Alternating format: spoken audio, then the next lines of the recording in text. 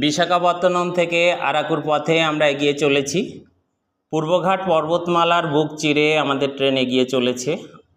58টি সুড়ঙ্গ এবং 84টি bridge already আমরা কিছুটা অতিক্রম করে ফেলেছি এবং প্রকৃতির নৈসর্গিক সৌন্দর্য উপলব্ধি করতে করতে এগিয়ে চলেছি, যা এক কথায় অবর্ণনীয়।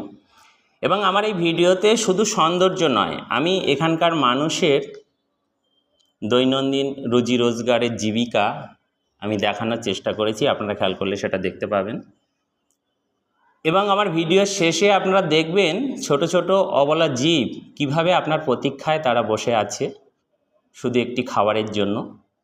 আর ওইটুকু খাবার আপনি যখন তাদেরকে দেবেন বা আপনারা দেবেন, তখন দেখবেন তারা কি তৃপ্তি সহকারে সেটা খাচ্ছে। খুবই ভালো লাগবে। আর সেই সঙ্গে শক্তি চট্টোপাধ্যায়ের কবিতা যেতে পারি কিন্তু কেন যাব।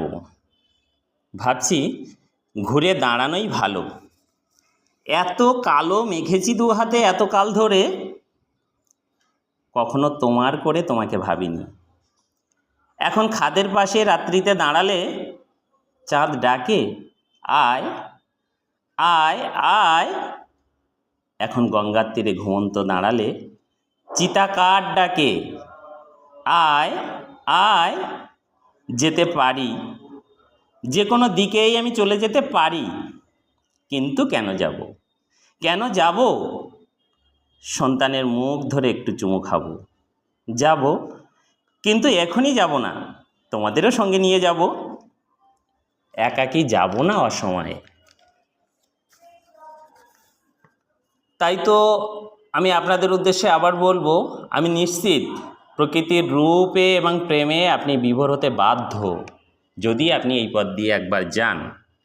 এবং আমি অনুরোধ করব যারা ভাইজ্যাগে আসবেন এই পথ দিয়ে একবার যাওয়ার জন্য।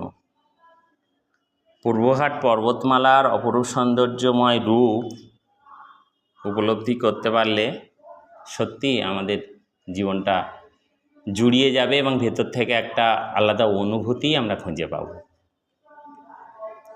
তাই ধন্যবাদ সবাইকে। ভালো থাকবেন, সুস্থ থাকবেন।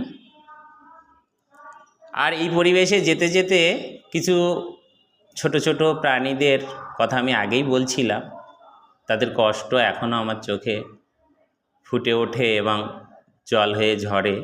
কিন্তু এই জল দেখানোর জন্য আমি ভিডিও বানাচ্ছি না, আমি আপনাদের আনন্দ দেওয়ার জন্যই ভিডিও বানাচ্ছি। এবং ধন্যবাদ সবাই আমার পাশে থাকার জন্য।